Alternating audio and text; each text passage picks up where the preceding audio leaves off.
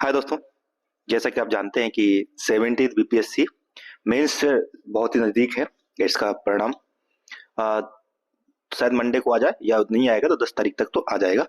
हम अब पता है कि हम इंटरव्यू गाइडेंस प्रोग्राम पे बात कर रहे थे। मैंने आपको बताया था पीछे की वीडियो में कि आपको किस-किस टॉपिक पर अभी जो है तैयारी करनी चाहिए और कहाँ-कहाँ से आपको उन सब के बारे में डिस्कस करेंगे। ठीक है, तो आज के में जो वीडियो है इसमें मैं बताऊंगा कि हम किस तरीके से अपना परिचय दें और ठीक है हॉबी बेस्ड क्वेश्चन क्या क्या बन सकते हैं और आपको उसको कैसे देना चाहिए, क्या पढ़ना चाहिए उसके बारे में। ठीक है, तीसरा है कि जैसे बिहार स्पेसिफिक क्वेश्चन बहुत बनते हैं, आप जिस डिस्ट्रिक्ट से होंगे उसके आसपास के क्वेश्चन बनेंगे, उससे पर्यटन क्षेत्र से उनसे क्वेश्चन कैसे बनेंगे वो भी देखते हैं। अगर आपको वीडियो पसंद आता है तो कृपया करके अगर आप यहाँ तक आ गए हैं तो सब्सक्राइब कर दीजिए, फिर आगे बढ़ते हैं। ठीक है, देखिए हम इसमें कोई वो नहीं बात करेंगे कि कब तक आएगा रिजल्ट या कब तक इसकी कट ऑफ क्या होगी, वो सब मैं डिस्कस नहीं करूंगा। आपको अभी जो फोकस करना चाहिए वो हमारे इंट्रोडक्शन पे। देखिए जैसा एक तो हम बात करेंगे कि जो आपका सामान्य परिचय होना चाहिए, जो आपका बेसिक इंट्रोडक्शन होना चाहिए, उसको मैंने यहाँ पे कुछ रखा है एक तरीके से कि जैसे सपोज मैंने अपना नाम यहाँ पे दिया है, बाकी सारी जानकारी जो है वो एक मतलब कोई ठीक नहीं है, सही जानकारी नहीं है, मैंने बस जानकारियों को छुपा करके कुछ ऐसा रखा है। जैसे कि आप शुरुआत में आपसे पूछा जाता है कि अपने बारे में कुछ बताइए, ठीक है, या अपना एक सामान्य परिचय दीजिए। ऐसा कोई क्वेश्चन अक्सर बनता है, तो आपसे पूछेंगे कि अपना एक सामान्य परिचय दीजिए या अपने बारे में कुछ बताइए। अब आपको वहां पे क्या करना होता है कि अपने बारे में तो सर्वप्रथम को आपको बताना चाहिए अपना नाम। ठीक है, मैं हिंदी में और अंग्रेजी दोनों में मैंने बनाया है इसका इंटरव्यू। तो आपको एक तो बताना है आपको अपना नाम। ठीक है, अपना नाम बताते हुए और फिर बताना है कि आप बिहार के कहाँ से हैं। अगर बिहार से है किसी और मतलब स्टेट से है तो वो भी बताएंगे कि मैं बिहार के डिस्ट्रिक्ट से हूँ। ठीक है, तो सर्वप्रथम ये बताएंगे। तीसरा जो बताएंगे, एक तो ये कि आपका नाम, दूसरा आप कहाँ से हैं, तीसरा जो आपकी एजुकेशन बैकग्राउंड है, आपने क्या किया हुआ है। जैसे मैंने फिजिक्स केमिस्ट्री मैथ से या जो भी है, या आर्ट्स से कॉमर्स से बीटेक किया है, बीकॉम किया है, बीएससी किया है, बीए किया है, और इसमें बता सकते हैं कहाँ से किया है, तो आप उस क्षेत्र या उस डिस्ट्रिक्ट का, या आप इसमें बता सकते हैं कि मेरी प्रारंभिक शिक्षा जो है वो गांव से या यहाँ से पूरी हुई है तथा मैंने आगे की मतलब जो शिक्षा है वो यहाँ से इस सब्जेक्ट में की है। अगर आप कुछ काम करते हैं, देखिए जैसे कोई अगर आप थोड़ा वो कुछ पढ़ाते हैं होम ट्यूशन, देखिए एक चीज बताऊं, इंटरव्यूअर भी चाहता है कि आप बेरोजगार न रहें। आप इतने उम्र के होकर के अगर आप बेरोजगार हैं तो बहुत अच्छा पसंद नहीं करते हैं। अगर आप कुछ काम करते हैं तो उनको बहुत पसंद आता है कि अच्छा आप ठीक है, बहुत मेहनत भी कर रहे हैं, आप बेरोजगार नहीं है। तो ये जो है अगर आप कुछ करते हैं, जैसे कि मैं एक शिक्षक हूँ या मैं होम ट्यूशन पढ़ाता हूँ या मतलब मैं छोटे बच्चों को कोचिंग पढ़ाता हूँ, इस तरीके से आप बता सकते हैं। ठीक है, तो इससे उनको महसूस होता है कि आप बेरोजगार नहीं है, कुछ अर्निंग भी करते हैं। ठीक है, फिर इस तरीके से आप बता देंगे, फिर आप बताएंगे अंत में कि आपकी हॉबी क्या है। ठीक है, या जो भी हॉबी हो सकती है, और उस हॉबी से याद रखिए कि हॉबी जो है आपके जो, ठीक है, बहुत आदत जो है वो बहुत इंपॉर्टेंट है, उससे भी बहुत सारे क्वेश्चन बनेंगे। ठीक है, जैसे आपको डायरी लिखते हो या तो इसको भी बताना है कि इससे मन शांत रहता है, और ये सब चीजें बता देंगे। ठीक है, तो ये सारी बातें हैं कि आपको इंट्रोडक्शन में एकदम कॉन्फिडेंस बहुत जरूरी है। तो आपको एक काम कर सकते हैं कि आप मिरर के सामने, शीशे के सामने खड़े होकर के थोड़ा सा इसको बार बार प्रैक्टिस करने की कोशिश करें। तो इससे क्या होगा कि आपकी थोड़ा एक हैबिट आ जाएगी, जो नर्वसनेस है वो थोड़ी सी कम होगी, और जो शब्द हैं उनमें भी उच्चारण में थोड़ा ठीक हो जाएगा। ठीक है, तो ये तो हो गया हमारा सामान्य परिचय जहां पर आपको इंट्रोडक्शन देती है। अब इस इंट्रोडक्शन में एग्जामिनर कहां कहां से क्वेश्चन पूछ सकता है। एक तो आपके डिस्ट्रिक्ट से, जैसे आप जहां से भी हैं, बिहार से इस डिस्ट्रिक्ट से हैं, तो उसके बारे में पूछेगा कि उससे कोई संबंधित कोई महत्वपूर्ण घटना है या कोई चीज है, कोई स्थान है, तो उससे क्वेश्चन पूछेगा।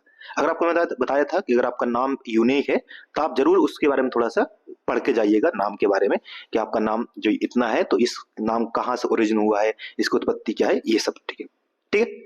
तीसरा जो क्वेश्चन पूछेगा, आपका जो आपने एजुकेशन बैकग्राउंड बताया कि आपने बी कॉम किया है, बीए किया है, तो उससे संबंधित प्रश्न जरूर पूछा जाएगा 100%। ठीक है, 2 से 3 क्वेश्चन तो उसके बारे में जो बेसिक जानकारी मैं बताई थी आपको करना चाहिए। तीसरा जो आपने बताई, अपनी हॉबी बताई है, इस हॉबी से क्वेश्चन निश्चित तौर पर बनेगा। अगर आपने कहा कि मेरी कुछ कुकिंग हॉबी है, तो आपको कुकिंग की कुछ ऐसी डिश, यूनिक टाइप की डिश जो है, या कैसे बनाते हैं या आपको क्या क्या बनाना आता है, ये सारी चीजें पता होनी चाहिए। ठीक है, तो अंग्रेजी में भी इस तरीके से आप दे सकते हैं इंट्रोडक्शन। ठीक है, तीसरा हो सकता है आपका, जो मैंने कहता है कि जो आपका एजुकेशन बैकग्राउंड है, उस जो ग्रेजुएशन में आपने पढ़ा है, उस पढ़ाई से संबंधित जो भी जानकारी है वो आपको अवश्य पता होनी चाहिए, और इसका प्रशासन में क्या महत्व है। ठीक है, जैसे अगर किसी का हिंदी साहित्य है, किसी ने बीए किया है, या किसी ने हिस्ट्री पढ़ी है, हिस्ट्री से पढ़ा है, या आपने बीटेक किया है, तो बीटेक के जो कॉन्सेप्ट है आपको वो थोड़ा सा बैक कॉन्सेप्ट जो है वो कुछ याद रखना चाहिए। ठीक है। अगर आपने डॉक्टरी की पढ़ाई की है तो उससे संबंधित कुछ हो सकता है। तो जो भी आपका बैकग्राउंड है उस पर आप जरूर निश्चित तौर पर मेरी बात मानिए, आप उसमें थोड़ा सा पढ़ाई कीजिए, थोड़ा सा व्यू कीजिए, ठीक है। तो ये हो गया हमारा एजुकेशन बैकग्राउंड, जो भी सब्जेक्ट होगा उसको थोड़ा सा मजबूत करना है, ठीक है। देखिए क्वेश्चन नहीं बनेगा वो बहुत बड़ी बात नहीं है, बट कम से कम बेसिक तो आप कवर करके जाए, कि बेसिक एग्जामिनर अगर पूछता है तो आपको उतना पता रहे, ठीक है। तीसरा मैंने बताया जो हॉबी होती है, हॉबी बेस्ड क्वेश्चन जो है ये अक्सर पूछे जाते हैं, ठीक है। जैसे कि आपने कई बार देखा होगा कि जैसे कुकिंग पूछता है या जो भी, जैसे कि बांसुरी बजाना पसंद है, तो बांसुरी के तरीके कितने हो सकते हैं, कितने टाइप की बांसुरी होती है, सी शार्प क्या होता है, इस टाइप से मतलब जिसका जो भी होगा वो जानता होगा कि उसकी बांसुरी नहीं, किसी की डायरी राइटिंग होगी, किसी की कोई और हॉबी होगी। तो हॉबी जरूर एक बना के रखिए, उस पर कुछ पॉइंट्स नोट कीजिए, ठीक है। सबसे अच्छा तरीका है कि आप चैट जीपीटी पर कुछ अपने जो कॉन्सेप्ट है उसको इन कर दीजिए और उसमें डाल दीजिए और आप पूछिए उसका कि क्वेश्चंस की क्या क्या बन सकते हैं, और वो आपको क्वेश्चन बता के दे देगा कि ये क्वेश्चन आपके इसमें आपकी ये हॉबी है, मतलब जो भी आपकी हॉबी है तो आप वो कर दीजिए, अपने बारे में अपना नाम दे दीजिए और कह दीजिए मेरे संबंधित ये मेरी जानकारी है, इसका एक अच्छा सा इंट्रोडक्शन बना दो, तो चैट जीपीटी वो बना देगा। देखिए सीधी बात है, क्वेश्चन जो है चाहिए मतलब जो जेन्युइन होना चाहिए, यानी कि रटा रटाया जैसा या वैसे नहीं होना चाहिए, बनावटी नहीं होना चाहिए।